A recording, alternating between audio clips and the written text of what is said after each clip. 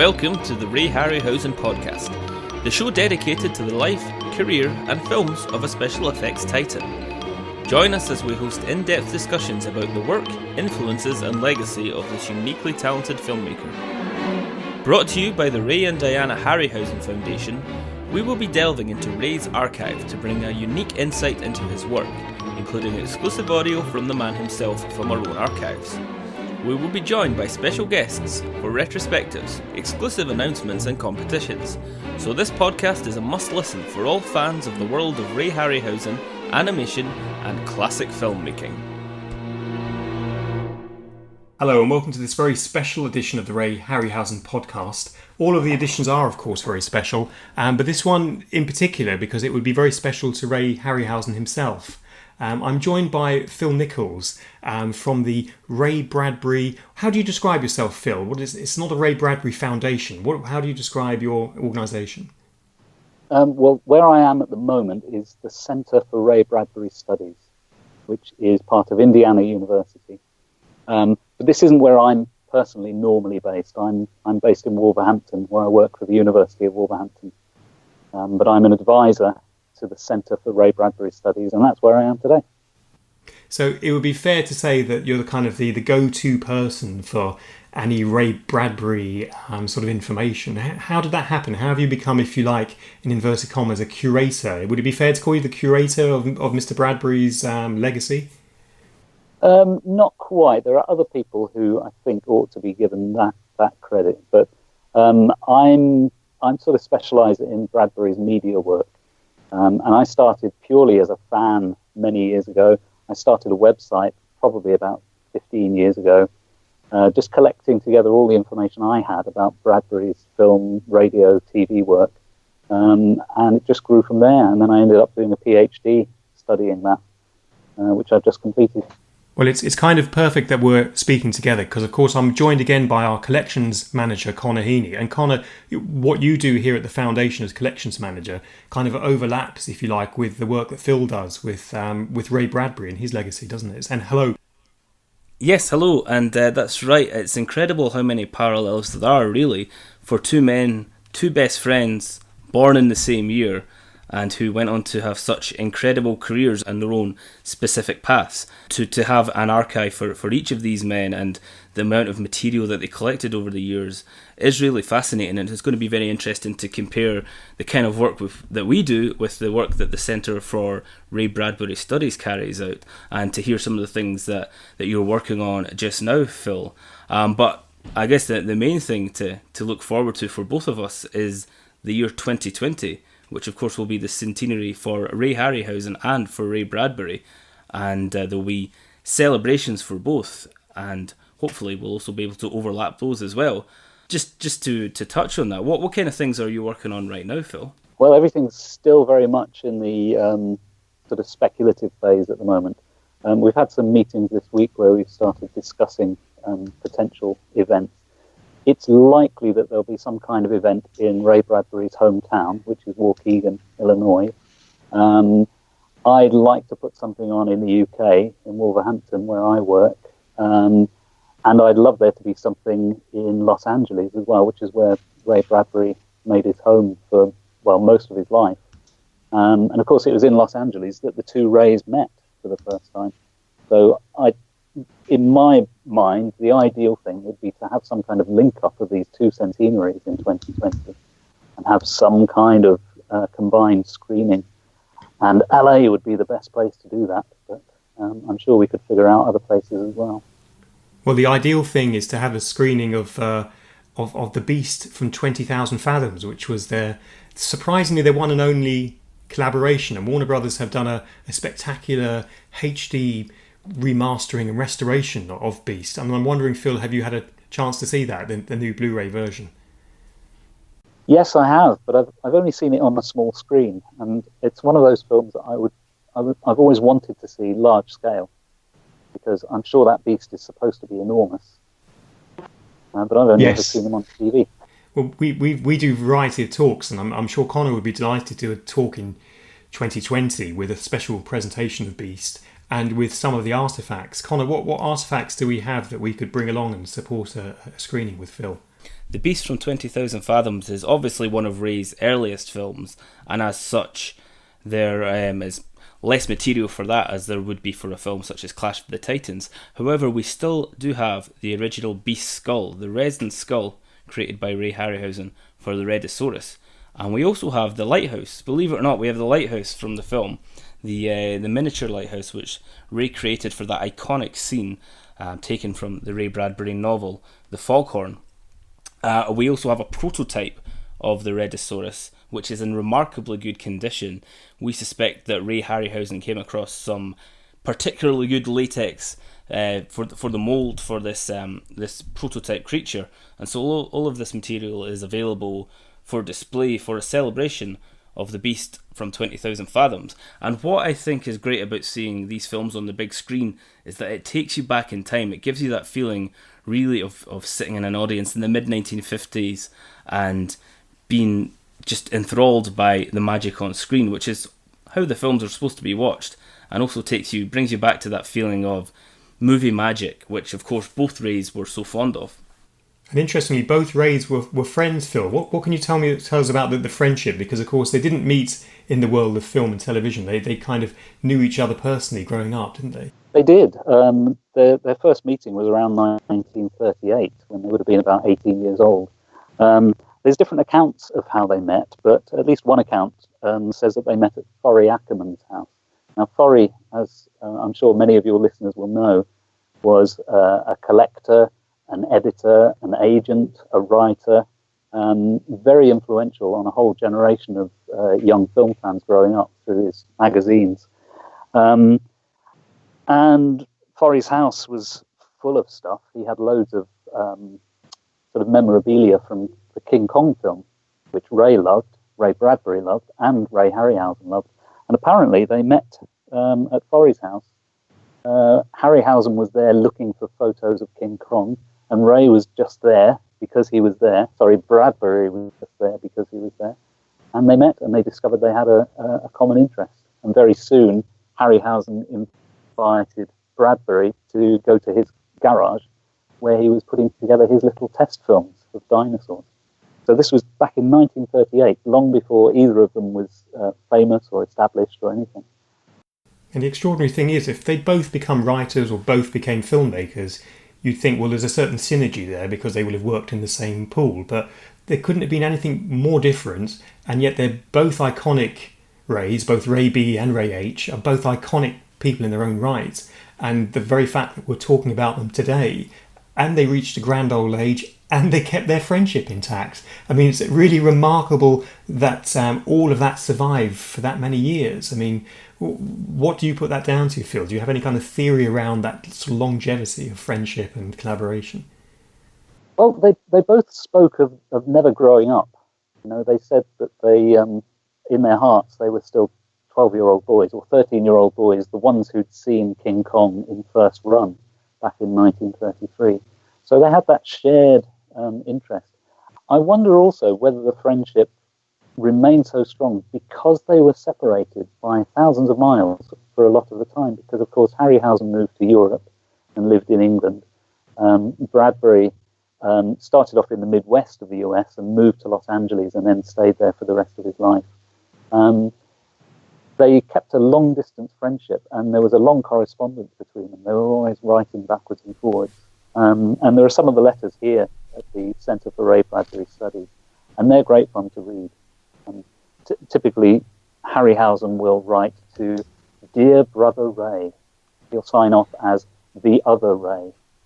So it was a distant friendship, but still a very close one. And when they did meet over the years, obviously they had a lot to talk about and a lot to celebrate because they both had their successes in their respective fields. Who knows what waits for us in nature's no man's land? The Beast from 20,000 Fathoms was about the first time we were brought together professionally. That's right. You know, seeing you again reminds me of the basic thing about friendship in this life is if you find two people who have similar loves, then they start a friendship. Ray fell in love with The Lost World in 1925 out here on the coast, and I fell in love with the Lost World in Waukegan, Illinois. And we finally met when we were both 18, and we discovered we loved dinosaurs and Willis O'Brien and the Lost World. And that film changed both of our lives, and that cemented our friendship. And we knew we were crazy because the whole world didn't give a damn about our loves.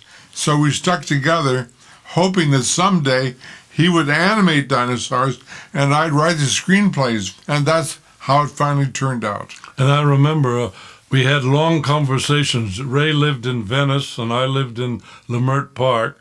And we used to have long conversations about plotting out ways of putting these dinosaurs on the screen, with Ray writing the story and the script and my animating. I say there are things better left unsolved. I think a lot of people who were lucky enough to spend time with the two Rays and with Forry Ackerman as well, noted that the years fell away as soon as they met up again. They were 12-year-old boys in each other's company, and if you see any of the video footage, there's video footage of the two spending time and talking together, or on occasion with Forry Ackerman as well. They go from, men in their 80s to 13-year-old boys again, and it's wonderful to watch. You can see the years fall away, that youthfulness in their eyes, and it's something that Ray's daughter Vanessa speaks about quite often, is that when the two got together, they were very mischievous, they were hilarious to watch, and they enjoyed each other's company so much. They say you're only as old as you feel, and it brought them back down to their youths again, and I think that's something really wonderful about their friendship as well. It kept them forever young. The first person I introduced my fiancée to was Ray Harryhausen, the very first friend. That's how valuable his friendship was to me then and now. He was born to be Ray Harryhausen. It started the day he was born.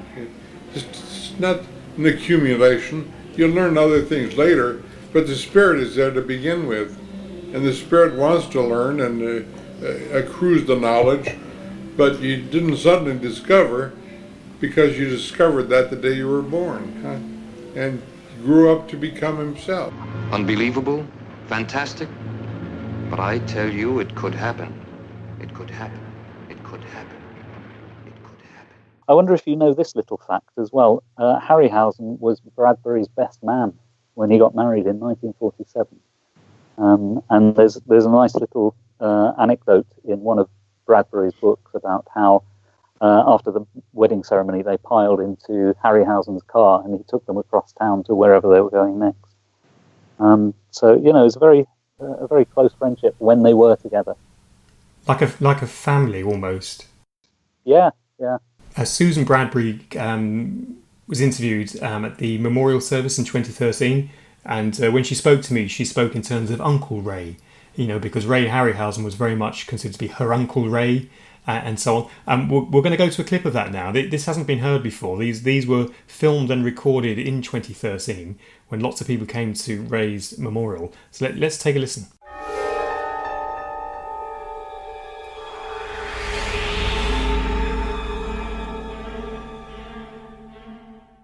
Oh my gosh, the memories I have. Well, first of all, Ray H. was my godfather.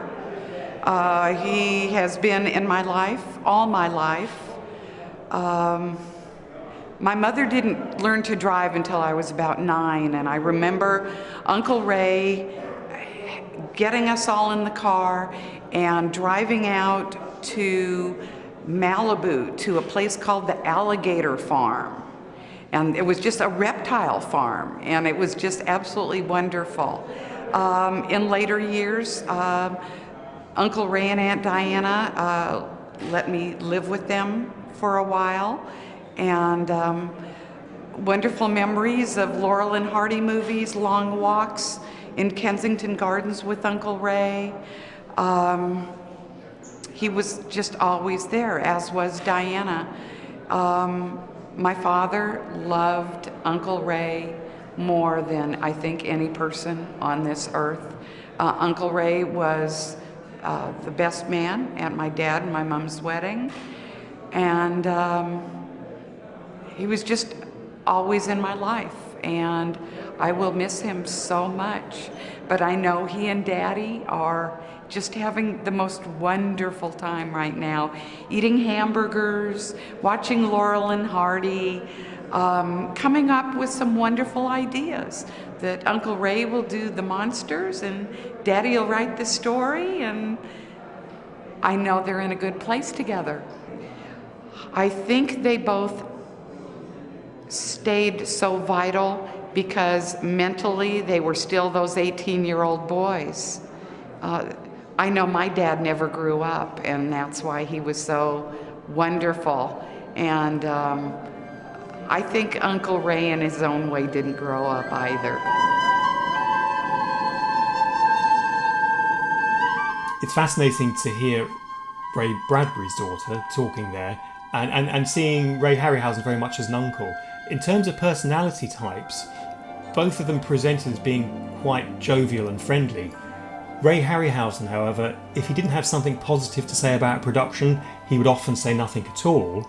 Ray Bradbury is famously on record not liking some of the adaptations of his productions.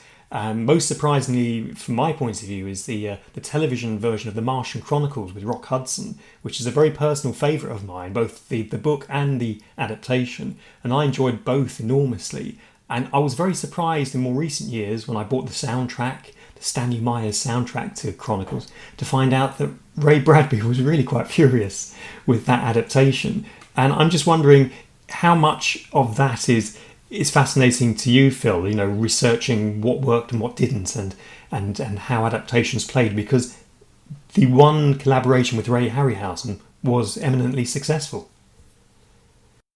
I'm absolutely fascinated by that. That's one of the things that drove me to this interest. Was I would read Bradbury's comments about the films. I knew the stories the films were based on. I knew the films. And sometimes it's difficult to reconcile his opinion with what you saw on the screen. In the specific case of Martian Chronicles, I think what you have to know is that he had worked since the mid-50s on trying to get the Martian Chronicles onto the screen. And he wrote several screenplays himself. And he was very frustrated that every time the project fell through. Eventually it gets on the screen in 1980. And his description of that, he wasn't really involved in the production. He didn't write the screenplay. It was actually Richard Matheson who wrote the script for the TV series. Bradbury describes sitting at home with friends, watching it when it came on for the first time, and they broke out the beers, and he said, "It's not a bad piece, but it's just boring." He considered that really to be the worst crime of all. He seemed to be okay if people were creative in their adaptation. So he quite liked Fahrenheit 451, which was an adaptation of Ray's book, which deviated from the text, but did so in a creative way. He was quite happy with that.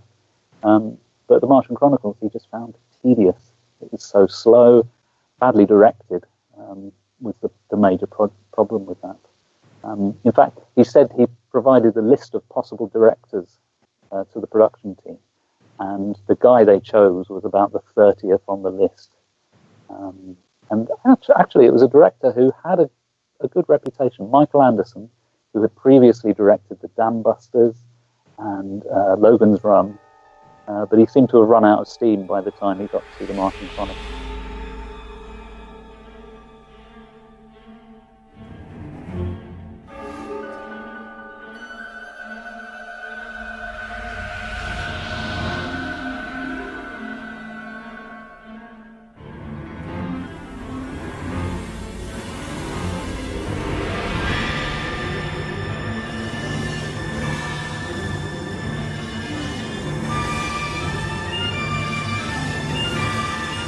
Then there was the Disney film Something Wicked This Way Comes, another personal favourite of mine, which wasn't critically successful, but I think Ray did like some aspects of that, didn't he? That was more in Ray Bradbury's kind of area of praise. Yes, he liked that film much more, and over the years he came to say that it's not a great film, but it's a nice film, or it's a good film.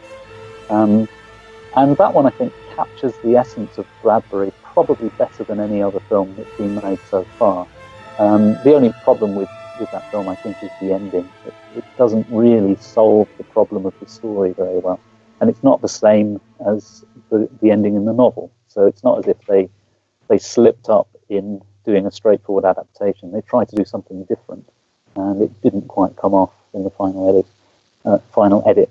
But that was one of those films where it was previewed to an audience, and the audience didn't respond very well. So the production company, which was Disney, kind of went into a panic, and they recut the film, they reshot it. But it's got some very nice moments and some excellent scenes, and Jonathan Pryce is perfect as Mr. Dark in that film. And of course, the music score was changed, wasn't it? It was one composer, then it switched. It switched to James Horner, I think, after the previous score was thrown out.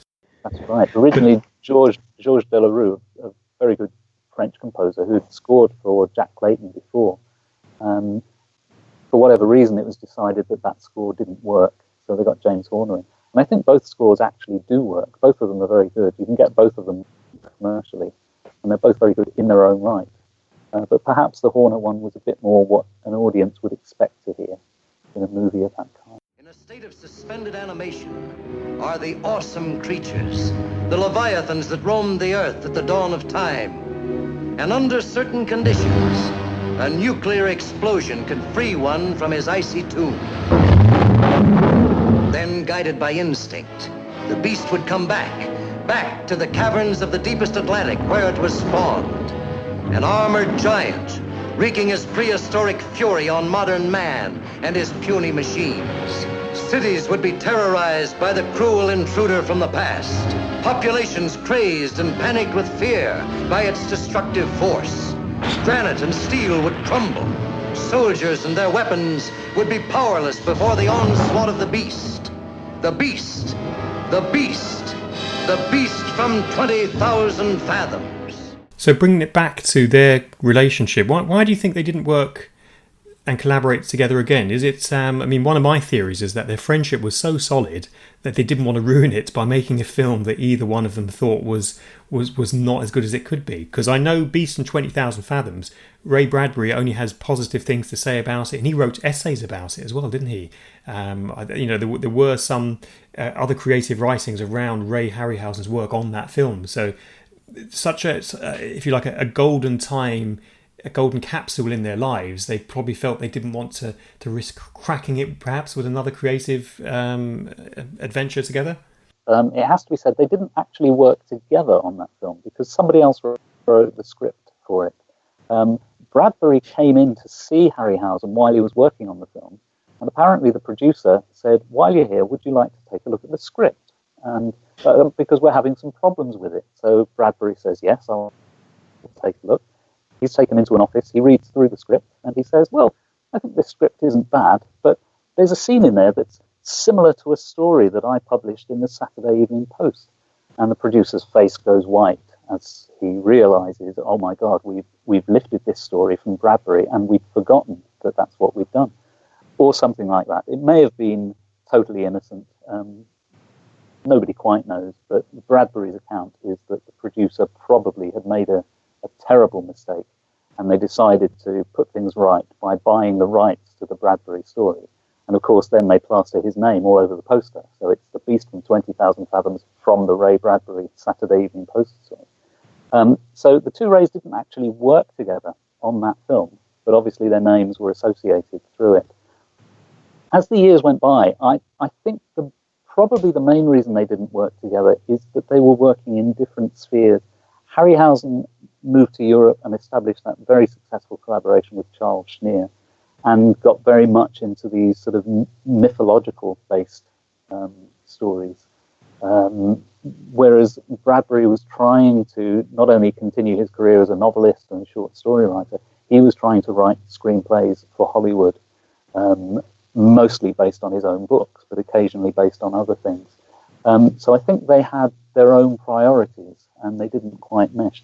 But there were some occasions where Bradbury sent things to Harryhausen hoping that they could work together.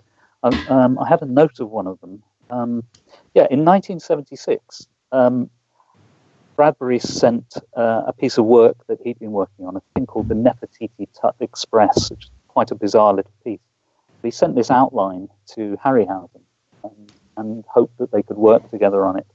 And Harryhausen thanked him for it. And in his letter, he says this. He says, "One day the right subject will come along for us to work on together. Tempus fugit and all that sort of thing, but one day this subject will come." So that was 1976. They were both still eager that they would work together one day. I guess eventually time caught up with them, and it never quite happened. But they certainly wanted to do it. I know as teenagers, the two would discuss movie ideas. The two would discuss plans and what they were going to do when they were older. There's so many accounts where the two Rays would be on the phone for hours, talking about King Kong, talking about ideas, science fiction, and all the great things they were going to do when they were older. And of course, both of them did go on to do great things, but I suppose that the mechanics of the movie industry, and there are obviously more obstacles than you might expect when you're starting out and you're young and idealistic. But to be a fly on the wall and listen to their conversations as 19-year-olds would have been wonderful, because these were two young men just letting their imaginations run riot and really stretching the boundaries of what might be possible. Absolutely, I completely agree with you. One of the delights of being here in the Centre for Ray Bradbury Studies is that I can see the correspondence that survives. There aren't a huge number of letters, but there are quite a few, and it's great to kind of eavesdrop on those conversations. And I'm wondering whether in the Harryhausen Foundation, whether you have the other end of the correspondence, because here it tends to be the letters that Bradbury received that have been preserved, but not the ones he sent out.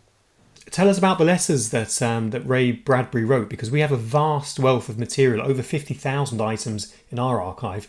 What size of archive are you looking at there? And you were talking about letters. Oh, there are many, many thousands of letters here. Mostly it's the incoming letters that came into Ray Bradbury. Occasionally copies of letters that he sent out, if he kept a copy, but he didn't always keep a copy. So we've kind of got one side of the correspondence here.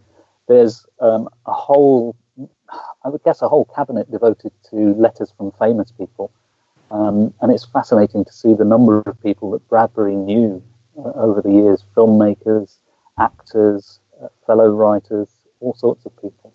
And the people here have done a very good job at cataloguing the correspondence, but there's still work to be done. There's still some letters that are still being read at this moment and being catalogued now.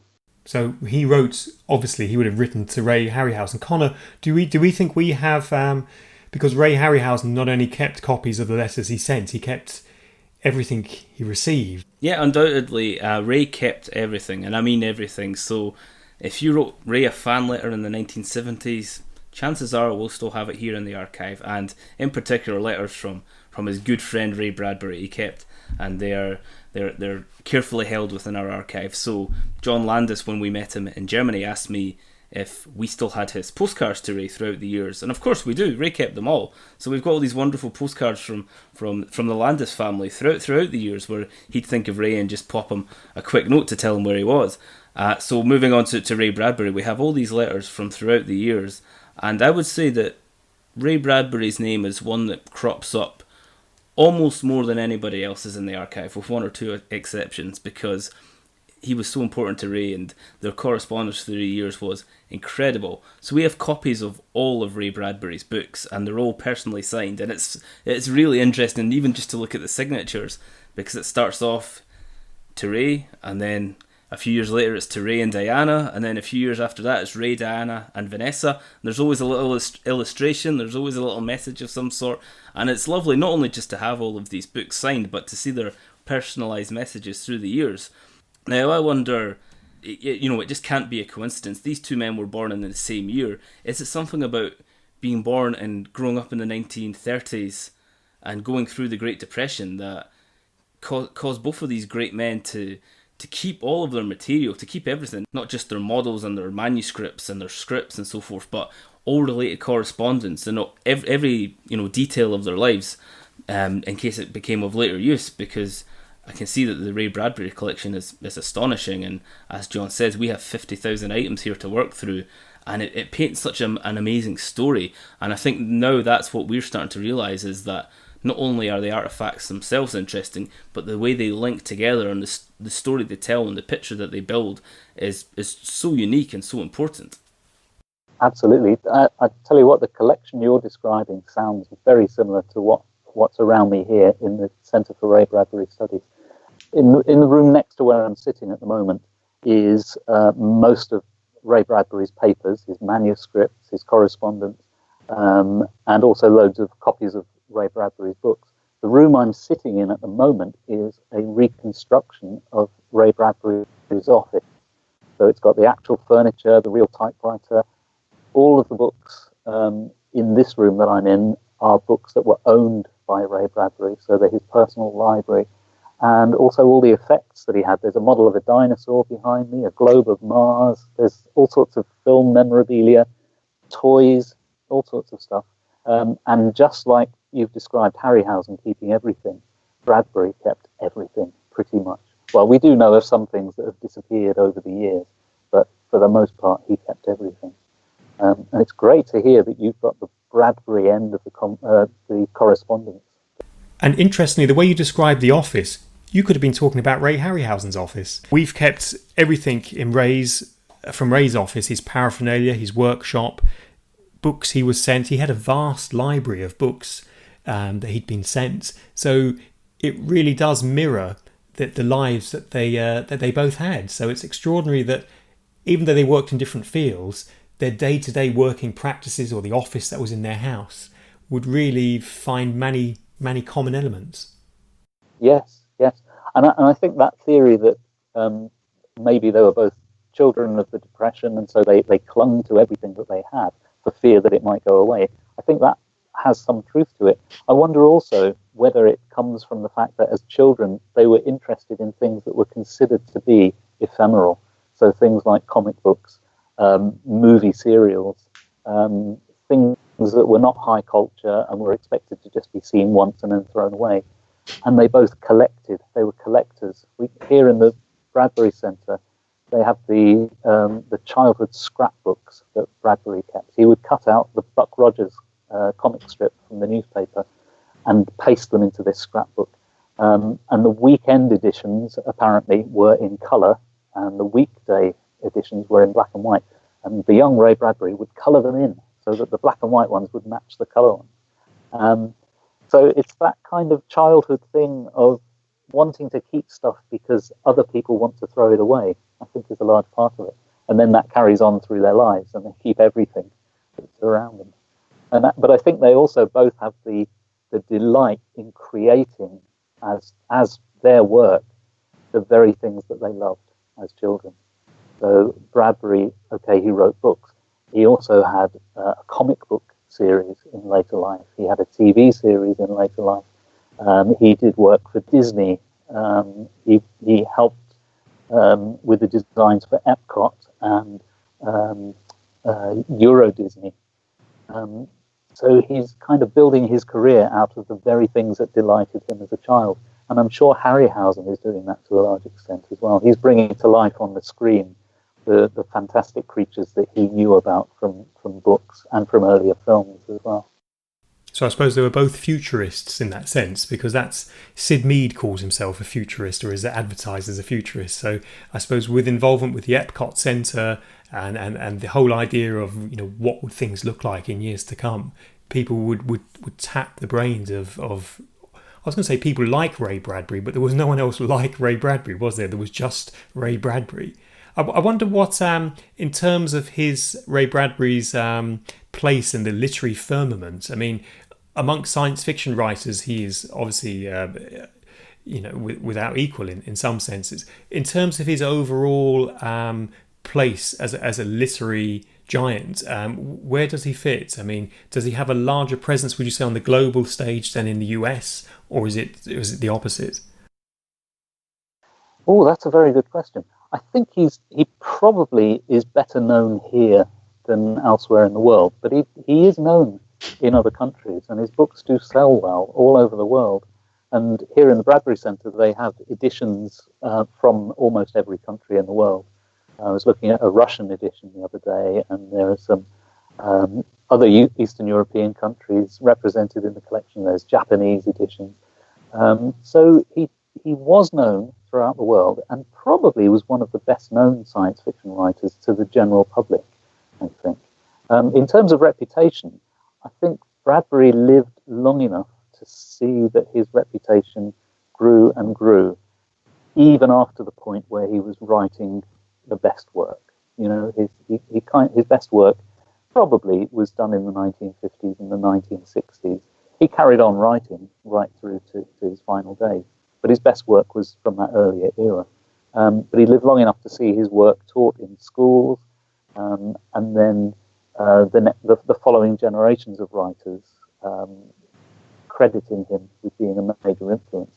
So you get science fiction writers like Greg Bear, for instance, who will absolutely acknowledge Bradbury. Kim Stanley Robinson will acknowledge the influence of Bradbury as well as filmmakers like Spielberg will recognize Bradbury's influence. Towards the end of Bradbury's life, because he lived so long, to a ripe old age, 92, just as Harryhausen did, he received all sorts of plaudits at that point. He received major recognition from the French government. He had a medal that he received from them, the Order of Arts and Letters, which he was very proud of. He received a Pulitzer Prize special citation in the final years of his life. So he was beginning to get recognition from the establishment, which is great for somebody who's come up through the pulp magazines, through the ghetto of science fiction, managed to break out of the ghetto, and then became this mainstream figure representing the genre. So that's a great trajectory that he followed. And Harryhausen, it seemed to me, had a similar trajectory. His work was adored while he was doing it, but not recognized so much. But as he eased into retirement, he started getting these accolades, such as the special Oscar and the BAFTA tribute a few years before he died. So they had, again, similar career trajectories there. This year, of course, has been the 25th anniversary of Ray receiving his honorary Oscar from both Tom Hanks and Ray Bradbury.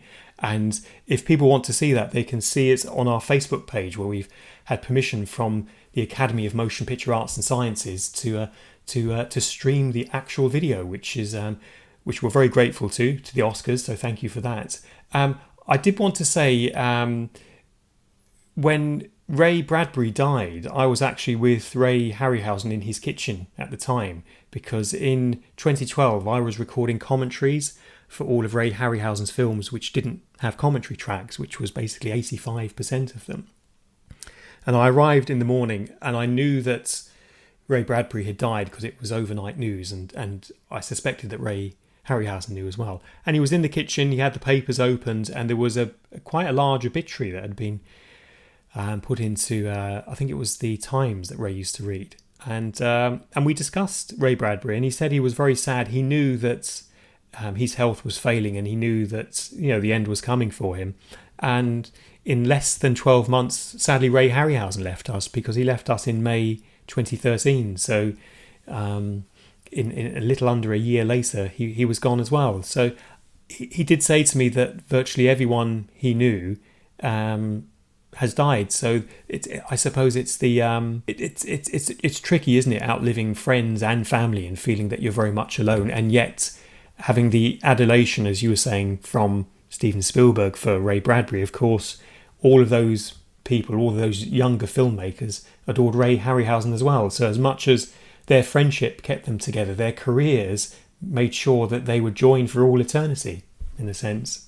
Yeah, it is very sad that when you get old, everyone around you starts passing away. It's the curse of having a long and full life, I think. But they came so close to dying in the same year, and it's amazing how parallel their lives were in that respect. Born in the same year and died within a year of each other. Quite remarkable. I didn't know that you were with Harryhausen on the day after Bradbury's death. That must have been quite a sad occasion for Harryhausen. I just looking down at a note that I've got here from when the special Oscar was given to Harryhausen. Ray Bradbury says something like, we made a pact promising to grow old, but never to grow up. And I think that's terrific. And I think that kind of sums up the way they were. In their hearts, still 12-year-old boys, even though they were 92, 93 when they passed away. As John said, the video is now available for everybody to watch in full, and we released that on Ray's birthday this year, on June 29th. The comments that we got were incredibly emotional. Some people actually were brought to tears by watching this, by watching the two Rays in Ray Harryhausen's moment of glory, receiving such a wonderful eulogy from his best friend on stage at the Oscars. These two teenage boys who, as you say, started with perhaps quite a niche interest, both of whom now getting adulation on such a large scale. Some people were very much moved by watching that speech from Ray Bradbury, and I think it's a testament to their friendship. Absolutely. And I wonder if you know that Ray was one of many people who initiated the letter writing campaign that got Harryhausen that special Oscar. I was looking through the files here the other day, and you've probably got the same letters in the Harryhausen collection, but it's a real who's who of filmmakers, of people who wrote in urging the Academy to give this special award. I made a list. George Lucas, Dennis Muren, Ken Ralston, Gordon Hessler, who was one of Harryhausen's directors, Miklos Rocha, John Dykstra, Joe Dante, John Landis, Burgess Meredith, who of course acted in one of Harryhausen's films, Charles H. Schneer, of course he would be part of this campaign, Jim Danforth, Rick Baker, Stan Winston, Gail Ann Hurd, Nathan Duran, Albert Whitlock, and it goes on and on and on. And every one of these people wrote really heartfelt letters in support of Ray. And it's probably the most remarkable set of letters I've ever seen. So many of the great and the good, people who worked with Harryhausen, but also succeeding generations who were influenced by his work. He had an amazing influence on a couple of generations of special effects artists and film directors. A question I have for both of you, really, this is for Connor and for Phil together. One of the big problems or challenges we have is that Connor is trying to continue our preservation and restoration of the creatures, because they're all in different states of age and so on. But also the paperwork, some of it is quite old, so Connor is trying to scan everything and make sure that he's using literally cotton gloves to touch and hold things. How does that compare with your, is it mostly paper archive, Phil? How do you hold things? Do you scan them and then leave the originals to one side? I mean, what areas do you and Connor cross over? I'd be fascinated to know. Yeah, it is a very similar operation. It's until very recently, most of the documents here were a mixture of originals and photocopies. What's been happening of late, because a small grant was given to allow the purchase of some special equipment, there's a systematic program of scanning documents. So they're being not just scanned so that there is an electronic copy, they're being properly catalogued using museum software. So there is an ongoing program taking place. The original papers are still here. They've allowed me to handle them, but to be honest, I don't think they should. I think they're, as you say, they're precious items, and the less handling they have, the better. And some of the documents here go back to the 1940s or the 1930s. So some of them are in bad shape. The documents I've been working with mostly are from the 1980s, because I'm interested in Ray Bradbury's television scripts. He had his own TV series in the 1980s and 1990s.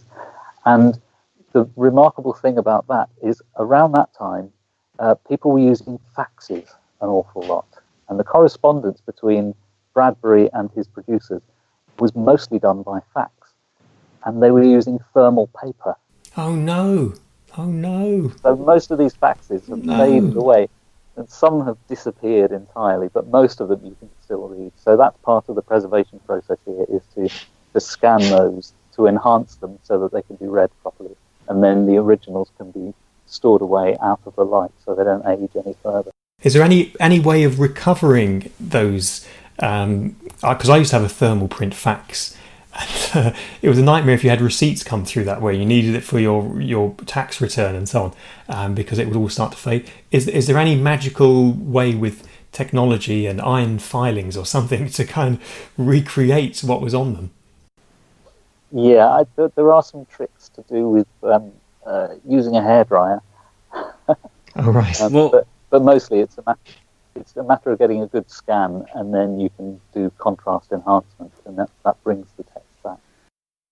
Well, we do have the same problem, actually. Ray was a big fan of using his fax machine, and quite a lot of his documentation is on thermal paper, and most of the time you can use Photoshop or something similar to adjust the contrast, but it is a matter of time, because we really have to rescue all this thermal paper before it disappears entirely. And I think it's just so interesting that some paper from the 1980s can degrade at a faster rate than models from the 1930s that we have in the collection. And it's another, because it's something that could easily be overlooked. The paper archive is vitally important. It's easy to be distracted by skeletons, dinosaurs and everything else, but all of this correspondence is invaluable. Yeah. I don't know how it is for you, but what they find here is that the artifacts, so like Ray's toys and models and awards, his typewriter, the physical artifacts are the things that interest people when they come in and see what's in this collection.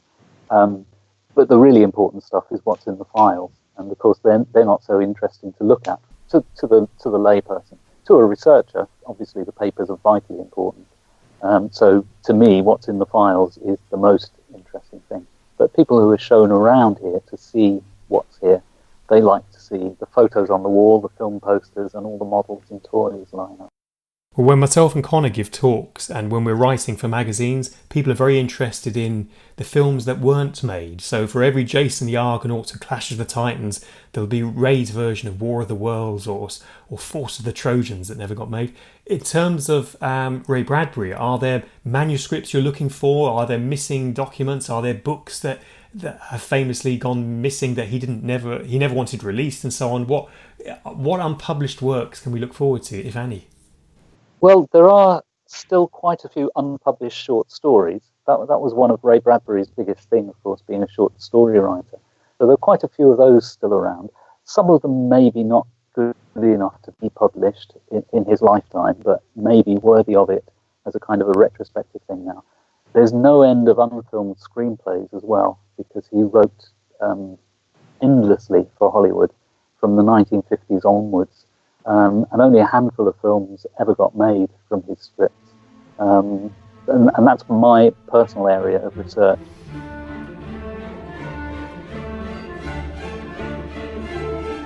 Fascinating chat there with Phil Nichols, and fascinating to hear about Ray Bradbury. Now, before we go, we just wanted to bring you news of Mike Hankin. And those of you who have bought the Masters of Magic series will know Mike's for his really comprehensive volumes on Ray Harryhausen. Well, Mike's got a brand new book in the works, all about George Powell, the filmmaker who brought us War of the Worlds and The Time Machine. But of course, other than that, he did the Puppetoons with Ray Harryhausen and lots of other things in between. Now, Mike is creating a brand new book, and he's looking for materials for the book, anything that can be found really that's a bit rare. So if you've got something which is a personal correspondence with George Powell, or interesting photos, or even some magazine clippings, then I think Mike would be very pleased to hear from you. So Connor, how can they get in touch with Mike to help him with his new George Powell book? Yeah, if you have anything of interest relating to the Puppetoons, you can contact Mike via his email address, which is mike.magics@btinternet.com. Now, I should point out that Magics is spelt Magics. So it's mike.magics@btinternet.com. Now, we've provided Mike with as much material as we have available in the archive relating to Ray's involvement with the Puppetoons, but we know there must be a wealth of further information out there, and this is going to be an incredibly comprehensive book, similar to Mike's Master of the Magic trilogy. And if you think you could contribute to it, then please get in touch with Mike Hankin. Excellent. Good news, Connor. Okay, well, that's the end of this podcast. And if you want to find out more, then contact us via rayharryhausen.com, where you can find our social media links. Thank you and goodbye.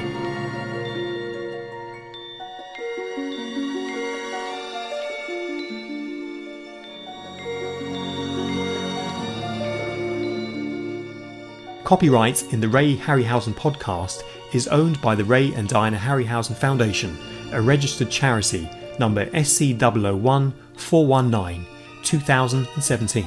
This recording may not be reproduced in whole or in part without written permission from the Foundation. The views expressed within these podcasts do not necessarily reflect those of the Foundation, its trustees or employees. For further terms and conditions, please contact us at rayharryhausen.com, where you can find our Facebook and Twitter links.